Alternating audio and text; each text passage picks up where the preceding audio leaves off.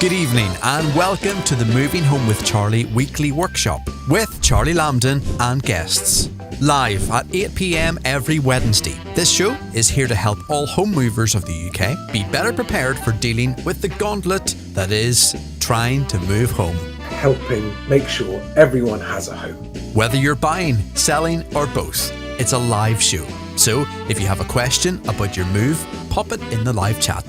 In the meantime, sit back, have a noisy slurp of your drink, and enjoy the show. Sorry, I can't resist it.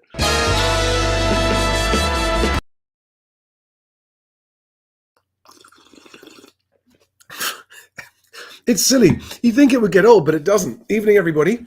Welcome to another Wednesday weekly workshop.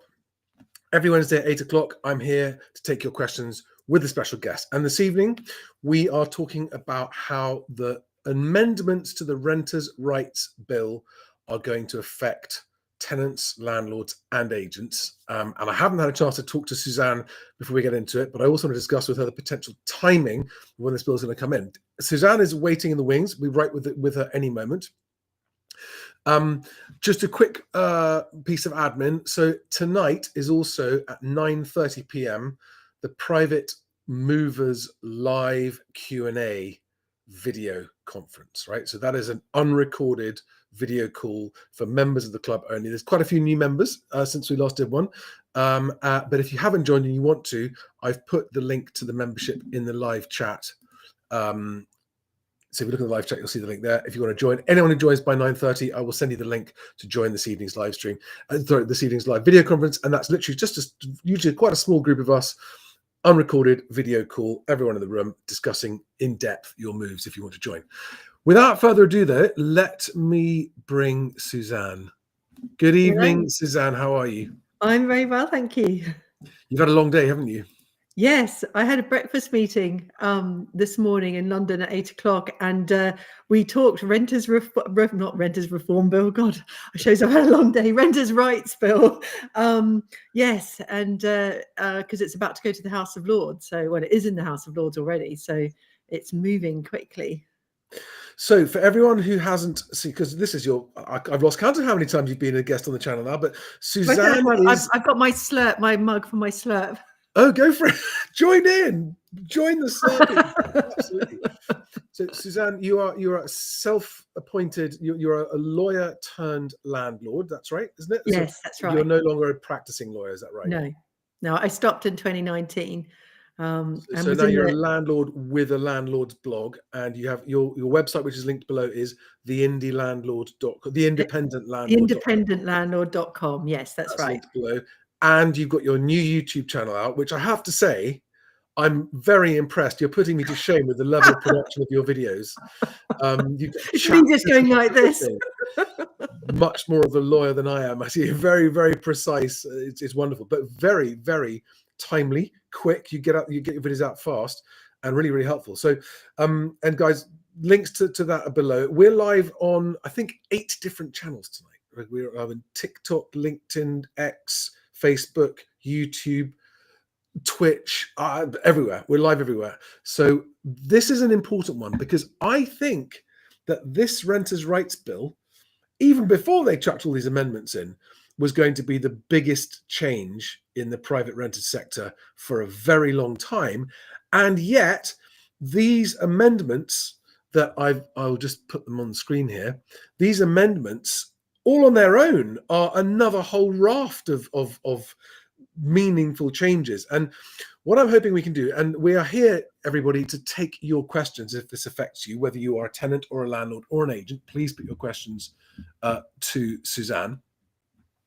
But in a nutshell, and as if we were just down the pub chatting over a drink about this, so there's a new maximum rent period. These are all things I think make a real impact, right? This new thing of proposed rent, a bidding ban, advanced payments ban, and a new way of handling rent increases. Is that right in a nutshell? Yeah, and I've for anyone who wants to do a deep dive on it, I've got 2 YouTube videos on it on my channel, The Independent Landlord. But in a nutshell, so you remember, well, when we first spoke, it was the Renters Reform Bill. That was the Conservatives one, and that was already, a huge change from how the things have been since 1988. But then it fell just before the election, and now we've got the Labour version, and it is 20% longer than the Conservatives' Renters Reform Bill. And Matthew Pennycook, the housing minister, and I don't get into politics, but I'll just say he says it's introducing simpler regulation, but it is 250 pages. I should have brought it here to kind of wave around. I've got it in one of my little YouTube shorts, and it is so complicated. And I'm a lawyer, and I could barely understand parts of it. Which, of course, and when it's that complicated, the real world implementation of it is just fraught with grey areas and implementation questions, isn't it? Because one thing to theoretically imagine how it's going to work out and write the words down, but in the real world, it's a different thing altogether. And I'm really worried actually about how much just these extra amendments are really going to actually, and of course, as I think many landlords do not keep up to date with these changes, do they? And a lot of landlords who don't do their homework are going to get blindsided by this. Yeah, absolutely. And one of the things that I did a YouTube video almost straight away last week was these whole rent in advance payments. Now, I think what they're trying to do, when you look at the aim of the bill, is they're trying to make, they seem to think that landlords insist on large upfront payments of rent. And in my experience, landlords only do that. So it's not your normal month in advance that you pay, but lump sums of 6 months, say.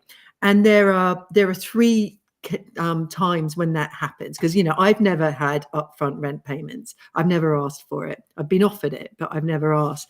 People have it if they don't have a good credit history, but they have savings or something like that. They might not have a regular job, but they've got money in the bank. They might be rich or whatever, and they won't pass credit. Say someone won't pass credit referencing, and so the landlord can't get rent guarantee insurance. And so in that case, if they have cash, they might pay the first 6 months in advance. Now, I don't do that because I still want somebody to, they can either afford it or they can't.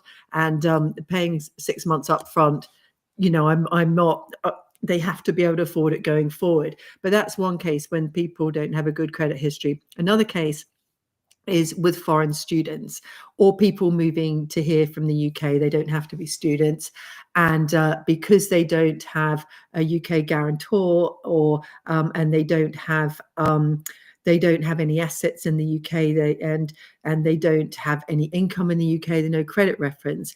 Often what will happen is the landlords will ask for upfront rent. So you might have a family moving to the UK. And then there's a third case where landlords use it.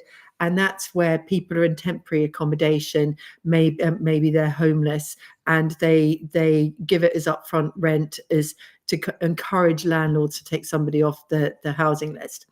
And what's happening is these rules, they're banning all upfront rent. And it's not just that, they've made it really complicated. And I wrote to my MP about it, and I don't normally get into politics. What they've done is, so they've banned all of those upfront rent payments, like the 6 month, the 12 months in advance, or anything more than a month in advance. But they've gone a bit overboard, and they've made it really technical. And it literally took me 2 days to understand what it meant. Is that the rules as currently drafted, and I hope they change, is that, so when somebody wants to rent a property, what normally happens is the tenant might sign the agreement and they'll pay the deposit, which is 5 weeks rent, and the first month's rent. That's normal. It's one payment. It goes through. Then the landlord signs.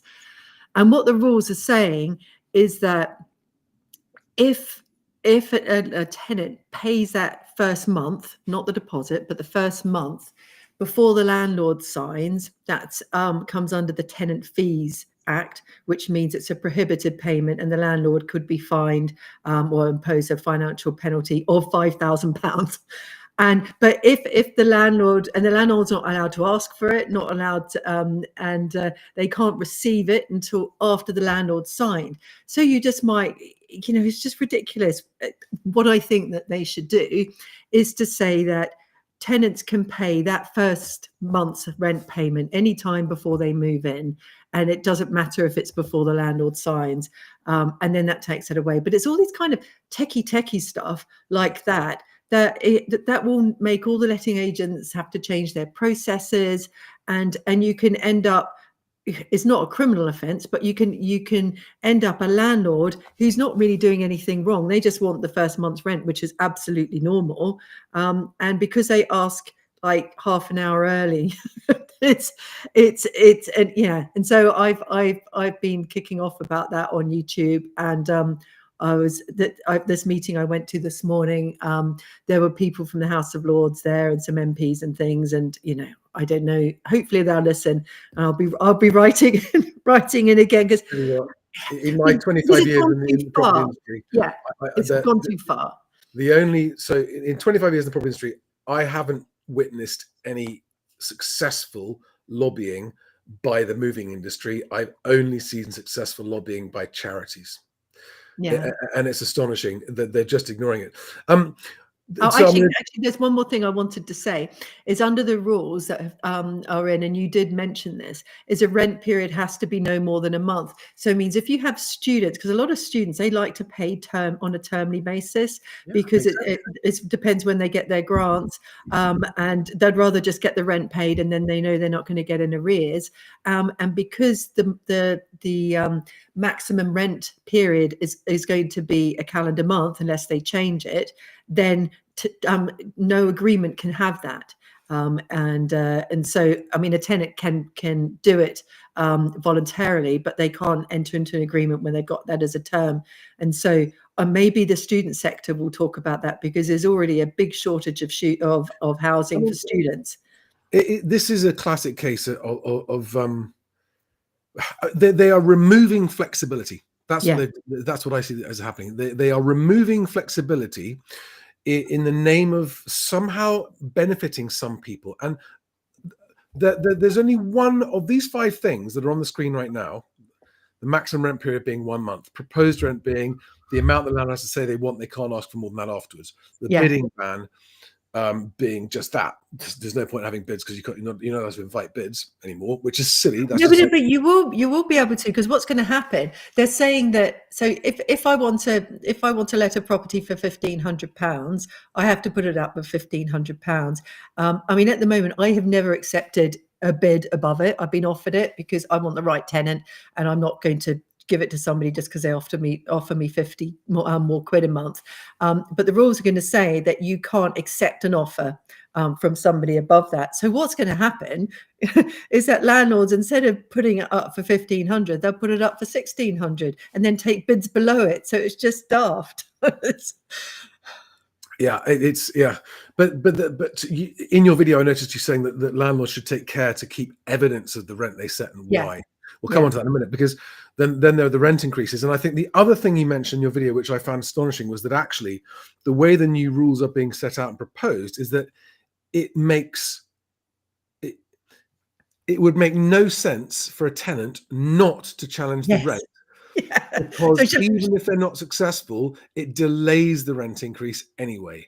I mean, they just haven't thought it through, have they? Shall I talk everyone through that? If they're so at the moment, there are different ways to increase rent, and the rules are changing so that in the future, a landlord is going to have to send what's called a Section 13 notice, Form 4. I've got a video on how to do it, the landlord will have to give to the tenant 2 months' notice of a rent increase. And if the tenant is unhappy with it, or even if it's the most reasonable rent increase of 1%, say, let's take it to extremes, then the tenant can appeal that rent and take it to the first tier tribunal for free. There's a backlog already, and then what will happen is the first tier tribunal will decide and take evidence to see whether or not it's the market rent. So let's say that the rent is below the market rent and the rent increase is 1%. So like the most benign increase. Then what will happen, the judge will make a decision, and the rent increase will be delayed until after the judge has made the decision.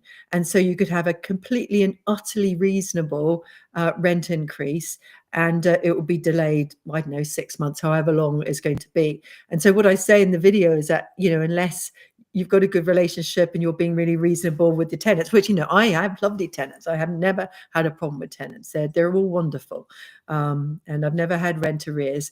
And it's but if you have a circumstance where it's not like that, or people, they just, why wouldn't they challenge it? Because it's going to delay it. But then that's not going to help anyone, because the landlord will take that into account and just ask for more extra rent. And this is all just going to push up rents. And it's the buzz where they all keep saying unintended consequences, and the conspiracy theorists are saying it is intended consequences. But I'm going to, keep out of that. But it does. Well, I mean, to be fair, it is rent control through the back door, basically. To be fair, I don't think it's fair to call them conspiracy theorists, because there is a compelling argument that the only benefit, the only apparent consequence is going to be small landlords and small agents going, we're out. And there are all, I'm working with agents at the moment who they're at a real crossroads. They're going, we've got it's a one office branch. They've got a healthy portfolio of 100 managed properties. They've got long-term happy landlords. And they said that their landlords are leaving faster than they're joining. Right, they're leaving because they're just going, look, it's been a great 10 or 20 years. We're moving out now. It's getting too risky. We don't like the worry about not being able to get our property back. Don't really understand the law. Not going to spend time getting our head around the law. We're just going to get out. We're just going to leave it and get out. And they're not being replaced by new landlords, but there are corporate estate agencies out there trying to buy up these portfolios. So it's not only small landlords being effectively encouraged to leave, and larger landlords buying up the stock as it comes to the market, but the same with agents, smaller, independent, the kind of agents where when you get a good one, you get wonderful personal service, and they really care about you, build up a long-term relationship with them, and they know you and they can sort things out. But they're being pushed into the large corporate managed letting agent services, where it's all prop tech and it's all big systems and data, it's all automation, and it's just and there is a section of society who thinks this is a good thing. And there's a section who thinks this is good. I'd much rather have a corporate landlord than a dodgy slum landlord. But I think careful what you wish for, honestly. The thing is that when I look at this proposed legislation, I think to myself, who does this benefit? Now, I know that they say it's supposed to protect tenants, but in all the situations outlined in these amendments, I don't think it does. I think it actually makes it even harder for tenants who are financially vulnerable to get a home, because landlords are now going to be, just for obvious reasons, right, well, I'm not going to take self-employed people anymore. I'm only going to take them if they've got a good credit record. That's it. Yeah. That's going to tip people, because there are people who make a decision about whether or not to go self-employed based on whether or not it's going to help them get a home. Or get a mortgage or not, so it's tipping everyone away from self-employment back into employment, because only if you're in the system being a good boy will you be accepted as a tenant or accepted for a mortgage. And so it is absolutely a valid question to say, this isn't helping anybody that we can see. The only actual consequences we can see are smaller landlords and smaller agents going, we're out. We've got a few comments and questions I think are worth. Oh, wow, there's some fascinating comments coming in here. So Pete Mitchell from X makes the point that landlords will simply raise rents to cover their risk. But am I right that there's actually a provision to prevent doing that? You can't raise it too high. Yeah, well, kind of yes and no. So you can raise your rent up to the market rent, and the tenant has the right to challenge it. The first tier tribunal can delay it, but if it's up to the market rent, then that's okay. You can raise it to that. There is like a little detail in the bill that if and it builds on something that's already there, but it makes it easier. If a tenant, so a landlord, when they let a property, they will have to say, as we said, the advertised rent, and they can't go above it. if a tenant then takes that, they will then have 6 months after they've signed the agreement to say that they think that the rent's unfair and challenge it at the first tier tribunal. And so then a landlord has to keep evidence that actually they had 5 people wanting it and they just chose this person. And that's why I've been saying to people, you just got to keep evidence that this is the market rent. And so if you've had lots and lots of interest, then that's helpful. So it is definitely going to suppress rents. I think this making it difficult or making it subject to appeal, because at the moment tenants can appeal already, but there's a risk because the tribunal can increase the rent if what the landlord is wanting is below the market, and they're changing the rules so that the tenant will have no downside. It will delay the rent increase, and the rent won't be any higher than is in the notice. And so I personally think that that's gone too far, that that they can't just, it's wrong if somebody's doing a valid rent increase that's not an extortionate rent increase, that they have to then delay for that until after the courts have gone through, the tribunal's gone through, and there's a backlog, as I said already now. Yeah. So someone who calls themselves Reviewer on YouTube says it's to stop people gaining an advantage by offering to pay a lump sum in advance. Well, that isn't.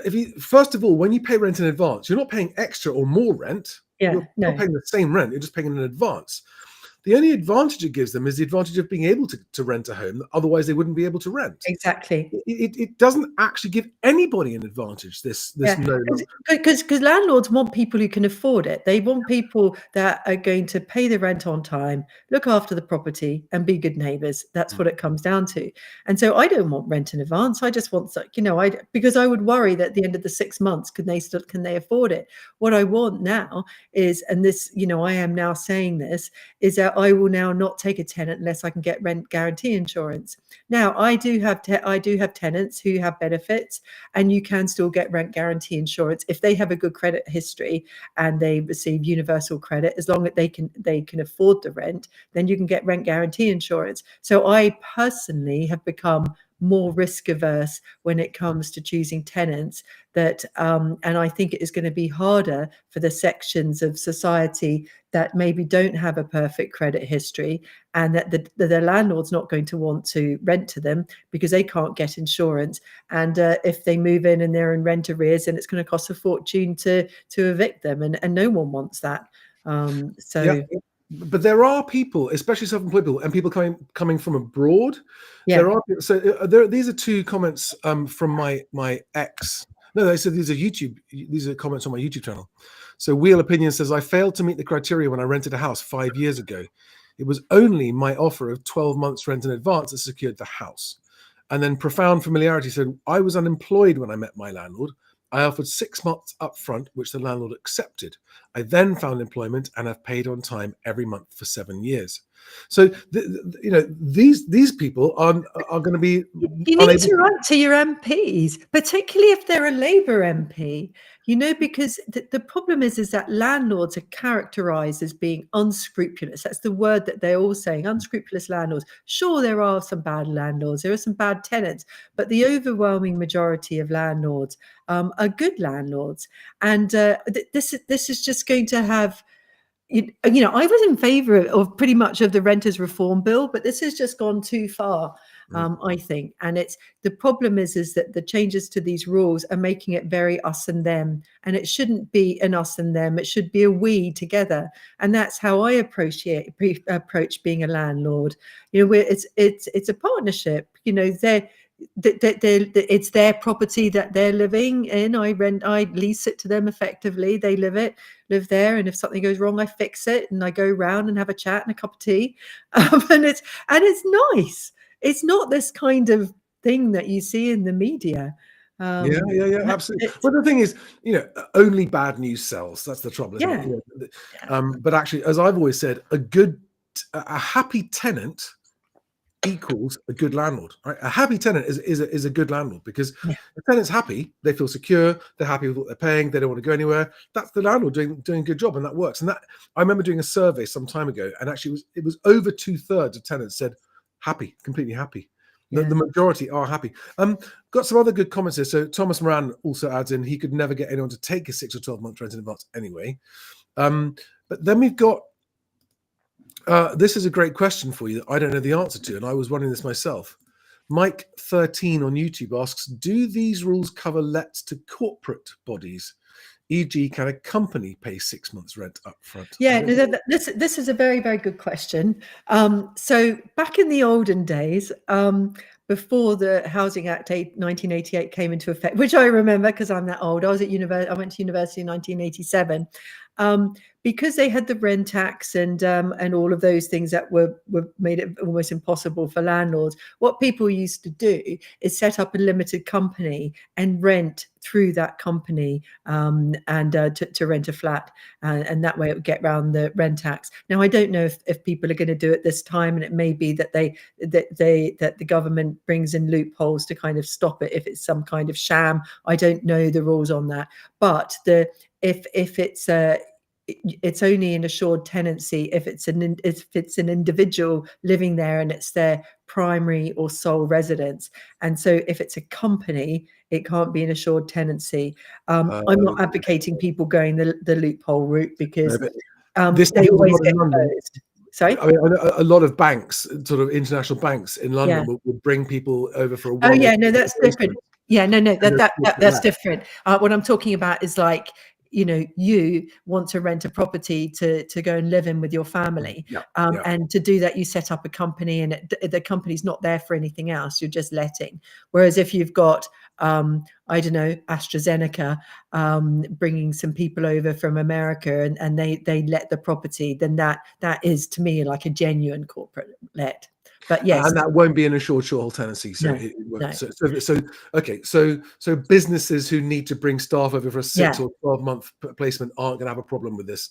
It's so for the landlord letting on a genuine corporate let like that, then that will be outside of the system. But the problem is that you have the rent to rent industry. So that's when you've got somebody who leases a property off a landlord, say for 5 years, and gives guaranteed rent, and then they let it onto individuals. That's called rent to rent. And whereas the landlord and the rent to renter, that's not an assured tenancy, won't be. If the rent to renter lets it on to somebody else under an assured tenancy, that will be there. And the problem is with the bill, and this is actually something I think is good in the bill, is it's making the top landlord responsible for the actions of the middle landlord. And so what this means is that the landlord won't be able to get around the responsibility by getting some kind of middle person in between. And then so that basically, it makes the rent-to-rent model a lot riskier. But me as a landlord, I wouldn't let my property to a rent-to-renter. Why would I? I want to look after it myself. This is a good question from someone called New Bricks on YouTube. With periodic tenancies coming in, when will a guarantor's obligation end? Yeah, I mean, that will depend on the guarantee, because at the moment, when a fixed term tenancy ends, it doesn't end the tenancy, it just ends the fixed term, and it will then automatically go on to the periodic tenancy. So people think but they say, oh, my tenancy is coming to an end after 12 months. It's not coming to an end. It's just that fixed term period. And if you don't do anything, a tenant can stay there. And it's not unless the landlord serves a Section 21 notice and then enforces it by going to court that the person has to move out. So for that one there, it would depend on the original deed of guarantee. But I don't get into advising on that, but that's the rule for that. So are fixed terms coming to an end? Yes. Wow. So No, but that's the big thing. So right. nobody will be able to. The maximum term that somebody will have will be the minimum term that a tenant will be able to sign up for is 2 months. So somebody can move in, and on day one they will be able to serve a 2-month notice to quit. And people just don't know about this. The whole tenancy system is changing. It's not going to be like now where you would have a fixed term tenancy for 6 or 12 months, and then you can either renew it or it goes on to a periodic. They will be a periodic from the start. And not only that, all existing tenancies, when it comes into effect, will become periodic. Overnight, it'll be a big bang. So you could have signed up 2 years ago That's huge. for a 5-year tenancy with agreed rent review clause, and that will end. And it'll be it could be as early as July, which I think is just ridiculous for something so complicated to come in by They're July. literally with existing ASTs. They're just tearing them up. I mean, it won't be torn up as such because those tenancies will still exist, but they will just become this new periodic assurance. They go automatically go periodic. Okay, so that's throughout any and then agreements on term and that kind of stuff will just go. And any agreements, any clauses on rent review will be null and void. And so you'll all have to go to this statutory procedure. So if you signed up and everyone was happy, it was going to increase by 2% a year. And so you have got a lot of landlords that have got old agreements that have, say, a rent review clause that would be a maximum of 5%. But say they didn't do it for a few years, and now that they're a long way behind the market, and they can't increase the rent to get it towards the market because they can only increase it by, say, CPI each year, Consumer Prices Index.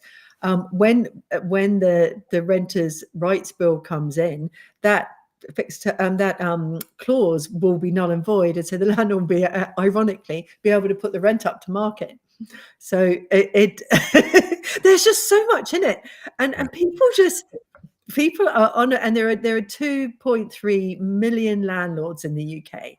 And the government's figures in the English Private Landlord Survey last year in November said only about 10% are aware of these periodic, now it's changing to a periodic tenancy.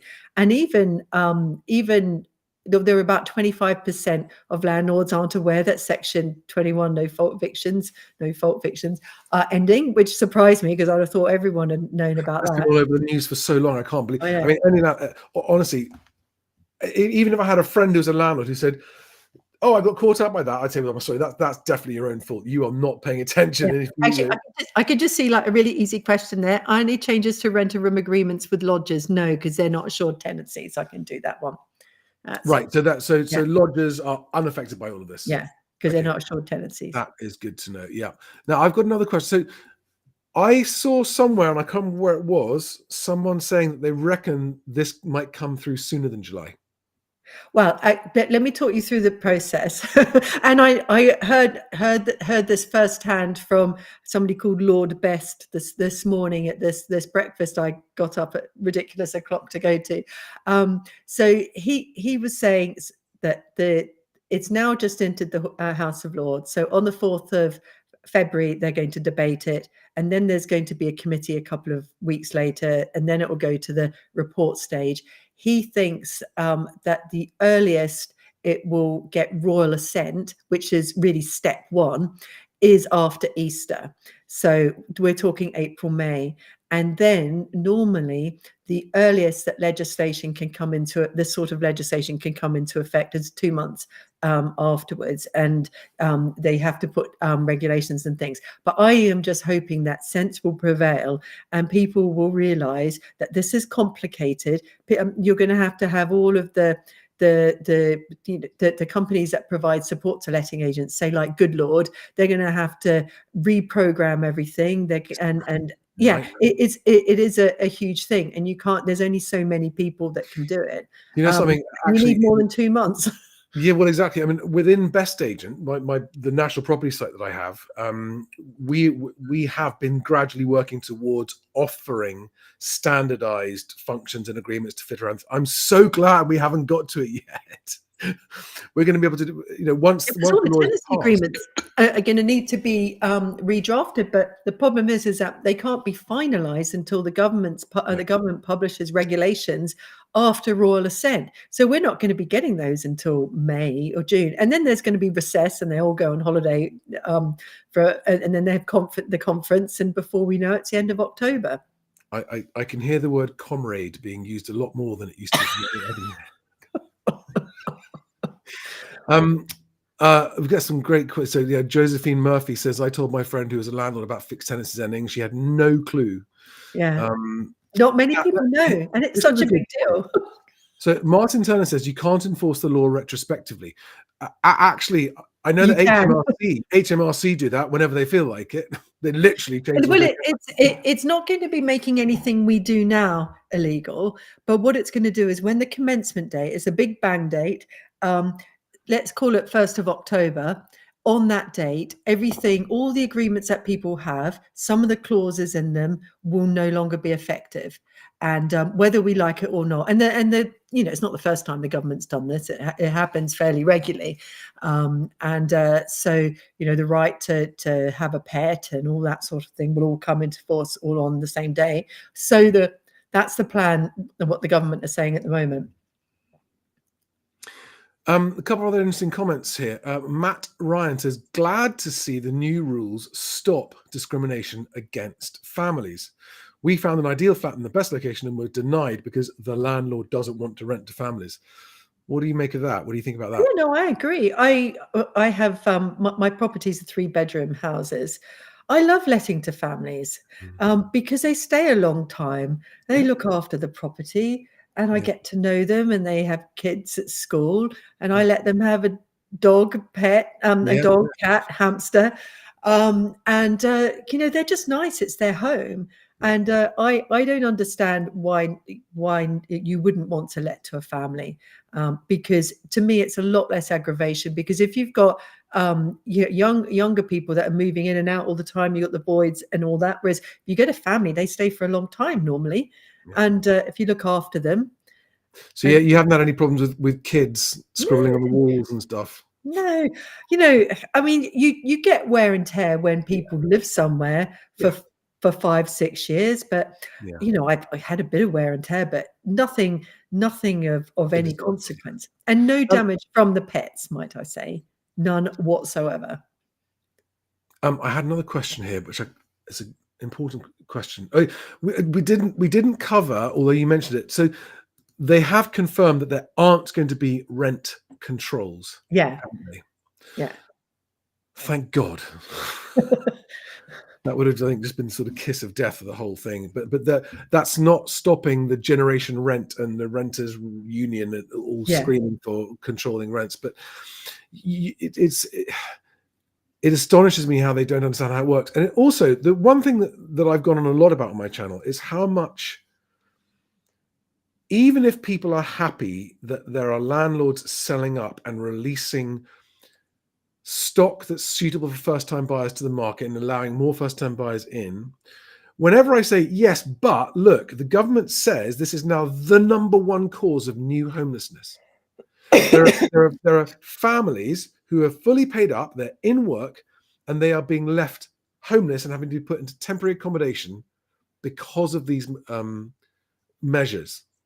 And every time I say that to someone who's campaigning for this, they just go, la, la, la, la, la. They won't even acknowledge it. I mean, some people said, oh, well, you've got to break a few eggs to make an omelette. Like, this is ruining people's lives. There's nothing wrong. And the rot set in with George Osborne. So he introduced what's called Section 24, which means that landlords, they can't set off the cost of the mortgage against their rent. So it means that if they have a mortgage, they will be paying tax. They won't get any tax relief. Well, not much tax relief. They just get a 20% tax credit. And so it means that there are lots of landlords who are not actually breaking even on their rental properties because the interest rates have gone up and they can't claim it. They can't set it off against their income. And so they're paying tax on turnover rather than tax on profit. And there's no other business that happens to. But of course, the Treasury is happy to have the money, and they're not going to backtrack on it. And yeah, so I think that has caused huge amount of problems, and that's why you've got landlords that have been selling up, because they're worried. Well, they're not making any money, and then they're worried that they will never be able to get their property back. Although, there are new grounds in the bill that means a landlord can get their property back if they want to sell. Well, that's what you have just reminded me of the question that I wanted to ask you, which is, what is Section 21 being replaced with? What are the new circumstances or terms under which a landlord is allowed to take his property, his or her property back, if the tenant doesn't want to move out? Are there circumstances under which landlords will say, no, I am going to reclaim my property, I need to get possession of it? So how does that change then? So are landlords still protected against what they're afraid of, which is getting their property back? Yes, but the process is different. So I'll just do it really quickly. If a landlord wants to sell a property, or if a landlord wants to move in it themselves, or to have their child or their parent or something like that move into the property, they will be able to do that. If the tenant is in rent arrears, they will be able to get the property back, although they've increased the notice periods and antisocial behaviour. And there are lots of other ones. But the difference between Section 20, and so some of those are no fault evictions. There'll be Section 8 no fault evictions rather than Section 21. So because it's a no fault eviction if someone wants to sell up, or if the landlord wants to move the family in. But what's going to happen is, it's said at the moment with Section 21, it's a paper process. As long as you've served the gaff safety certificate, etc., then the judge has to give you, if the tenants don't move out, the judge has to give you possession of the property, and you will win as long as you jump. But that's only if they are in arrears or have. No. It's just saying at the moment that the judge is, and it's a paper-based process. It still takes a long time, but the judge has no discretion. So what's going to happen with Section 8 is that you're going to have to prove to the judge, to satisfy the judge, that you are genuinely selling up, and that you are genuinely wanting to get your family to move in, and you'll have to provide evidence of that. You'll need to have lawyers, and because it's not something where you can. You have Joe Boggs representing you. You need to have a lawyer to prepare the documentation and the witness statements. And then the judge, if they're happy with those grounds, which are the mandatory grounds, the landlord will get possession. But there's a whole host of other ones that are called discretionary grounds. And so if, say, it might be a breach of tenancy, say they've got a cannabis farm in there, or they're subletting, they've breached the tenancy agreement because they've sublet and it's now an illegal HMO, then the landlord will only be able to, they'll have an extra hoop to jump through. Not only will they have to have evidence, but they'll also have to convince the judge that it's the right thing to do in all the circumstances for the tenant to be evicted. And so that's why they call it a discretionary ground, because the judge has discretion, compared to at the moment, if someone's got a cannabis farm, and it does happen, the landlord just serves a Section 21 notice, and then it's relatively easy. And at the moment, the biggest cause of landlords serving Section 21 notices is selling up. I sold up one of my properties 3 years ago because it wasn't making much money. It was a leasehold flat, and the service charge was so high, and I sold up and did a Section 21 notice. And so it's kind of, it's slightly disingenuous saying it's going to be the end of no fault evictions. It's just going to make it more difficult for the landlords, and it's not going to stop the landlords selling up, but which is right. Landlords should still have the right to sell up, and a lot of people like fixed terms. So I give at the end of the first fixed term, I give my tenants the option. If they want another fixed term, I'll give them another fixed term. If they want to go onto a monthly periodic, I'm happy with that. And I because they they stay there for years and years anyway. So I do what what they're happy with. And I was talking to one yesterday, and I said, "Oh, when your fixed term is up at the end of the year, it's likely you'll need to go into a periodic." Well, it will be a periodic because the rules. And she was shocked. And she said, "But I like having a fixed term." And I said, "Look, you got nothing to worry about. I'm not going to be selling up. You're wonderful tenants. I want you to stay. This is your home." But so it's not just all the landlords that have to understand these rules. All the tenants are going to have to be communicated with. So yeah, Billy Big Calls on YouTube says, will the new rules change the tenant's notice period? Yes. Yeah, it will. That's a good question. So at the moment, if they're not in a fixed term, the tenant can serve notice by giving 1 month's notice to expire at the end of a rent period. So often that means it's a little bit more than 1 month. Under the new rules, I'll have to give 2 months to expire at the end of a rent period. But that might lead to more voids, because most tenants, well, certainly the ones that moved into my properties, they won't serve unless they've been served a Section 21 notice because the landlord's selling up. They won't serve notice on their property until they found somewhere.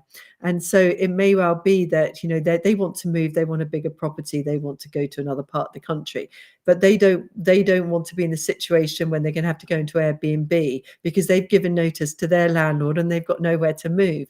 And so I think this is going to end up with a longer voids. Yeah, I also think it's going to stop a lot of people who might have been thinking of moving because of just fear of the unknown, and it's safer to stick where you are and with what you know. It's just an absolute mess. I mean, having worked with agents throughout the last 25 years through various changes as they have come along, even small changes can actually cause a lot of work. This is just astonishing.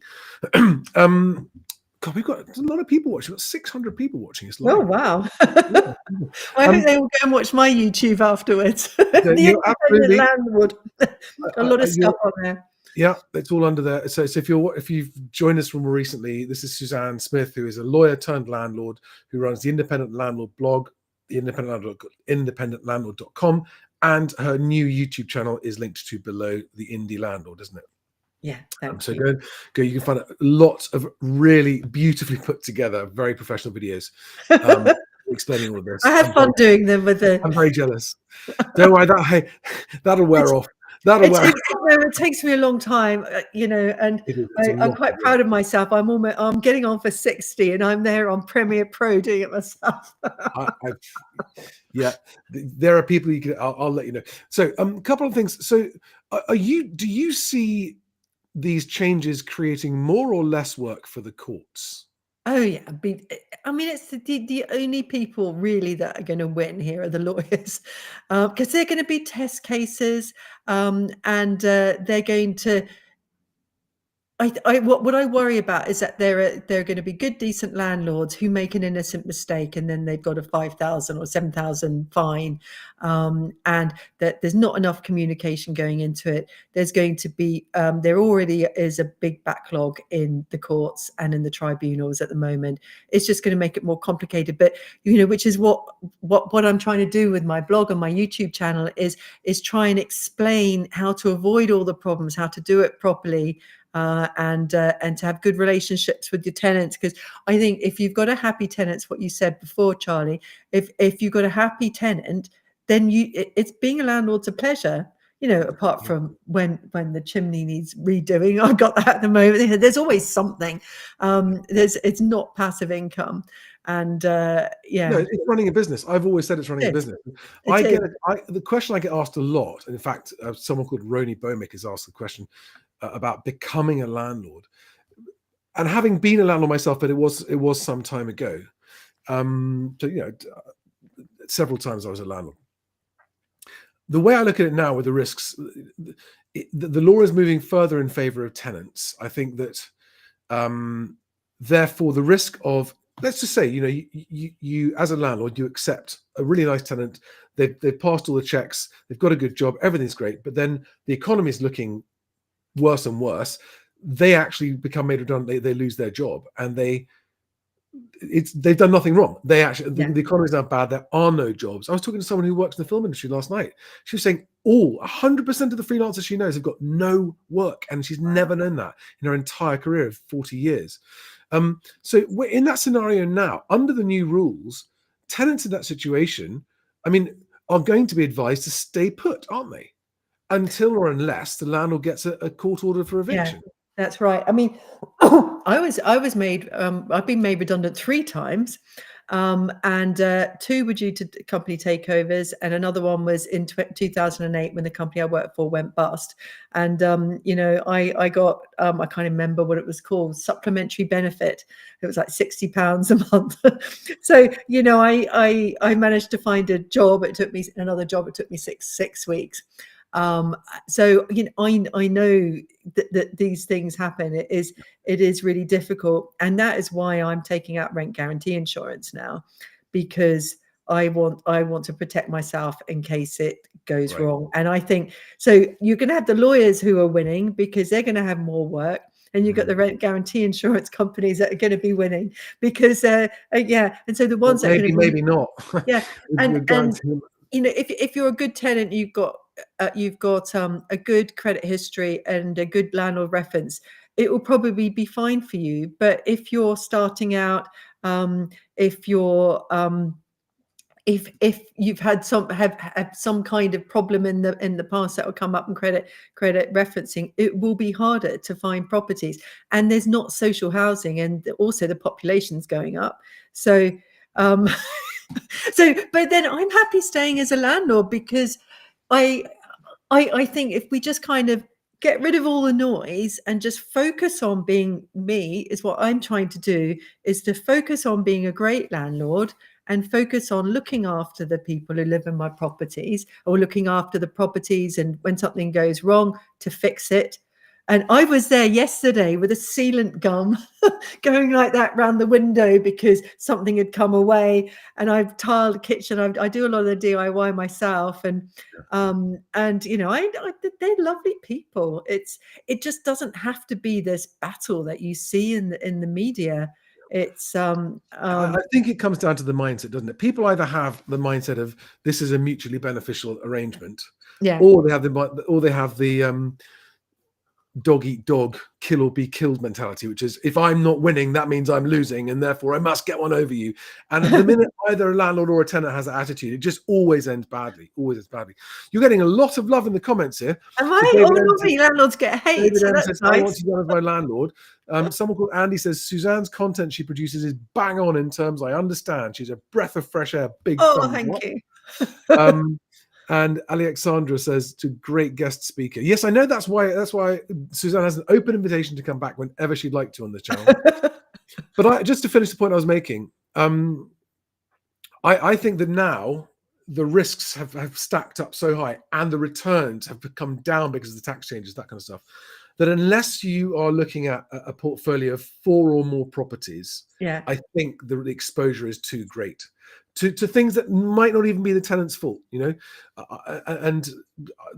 2.5 million landlords, you say? 2.3, yeah. 2.3 million, and what's the average? Isn't it a 1 point something number of average? So I was looking at the figures today. So I think it's something like 83% of landlords have up to 5 properties, and so under 5 properties, and 5 and above is 17%. But that's in terms of the numbers of landlords. In terms of tenancies, so individual tenancy agreements, I think it's, from memory, 51% are with the smaller landlords, the up to and including 4, and 49% are with the bigger ones, the big portfolio landlords. So I have 4 properties, so I'm kind of at the edge. I actually don't want more than 4, because I can look after 4 myself. I think on that I can't remember, I then have to, it's just too much. Also, I can't afford another one. Ian Campbell makes the comment. So I had a problem with a tenant a couple of years ago. The tenant was advised to stay and then trashed the property. The Oh. whole experience cost me £60,000. That's finance, lost rent, and repairs and court costs. And so this is exactly. I thank you, Ian, for sharing that, because Wow. this is exactly what wannabe landlords need to understand can happen. Yeah. It I think- can and it does happen. And so you've got to, if you're making a financial decision about this, you've got to factor these scenarios in, because if you can't absorb a scenario like this, you can't afford to be a landlord. And it is not passive income. If anyone tells you it's passive income, that's a red flag, because passive income is you put your money in the Nationwide and you get 4% or whatever it is, and you don't have to worry about it. But a lot of landlords don't make 4% because they've got all these extra costs, you know, like the chimney I've got, and I've got another one that the renders needs redoing, and you know, there's always something. It is rare that I get through a whole year without each property having a big something to do. And you've got to stash money aside. You can't, you know, you've got to keep a big float. I would say £10,000 per property. You just have to, you know, because you don't know what's, you know, you got to replace the roof and it's gone. And then, you know, that costs more than 10,000. You replace the windows. You need to have a contingency.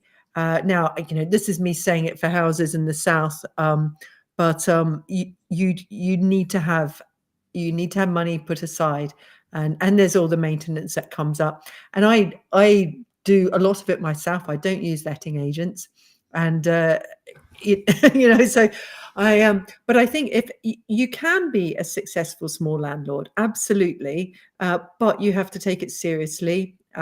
You know, there are organizations you can join, like the NRLA. There's also the Landlord Guild, and you can get content from me as well.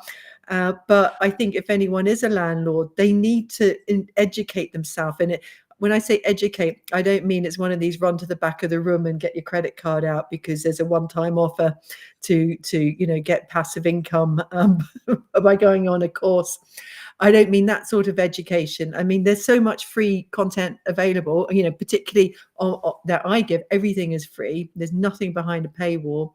But also beware, there is a lot of rubbish on YouTube. And people keep sending me screenshots saying, is this true? Is it like someone said to me in my Facebook group? So I have a Facebook group for landlords.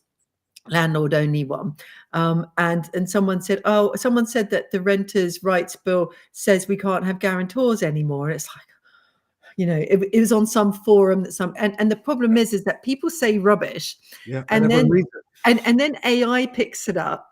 And so because so many people use AI to write content, it gets repeated. Then all of a sudden, something that is like Chinese whispers, it might have started off as almost truthful. It would have been like, there's a problem with, I don't know. I didn't even know where that would have come from. And there's a lot of stuff. And so, you know, and even like when I do stuff on YouTube, I might make a mistake and the rules change. And so you've always got to take it all with a pinch of salt. I noticed your disclaimers. Suzanne, I tried to do a funny one. I tried to do a funny one because, you know, I'm not giving legal advice. No, exactly. But so we're running out of time. I've got a hard stop at 9 o'clock. And so I would like to take the last couple of minutes to wrap up and remind everybody that for the reasons you just outlined, you know, if you want to look in, there is a lot of content, but there's a lot of bad content. And you have made all of your blog content freely available, not behind any paywall. That's right. And have I got your website address right on the screen there? And if there are any landlords out, I do a free weekly newsletter. It goes to well over 7,000 subscribers, and that doesn't go anywhere else. I write it. I wake up like 5:30 on Friday morning, go tippy tappy, and it's full of typos, and that way you know it's not AI. Yeah. and so that's your YouTube channel as well. Is that correct? It's the indie_landlord. Oh no, it's no that it's indie_.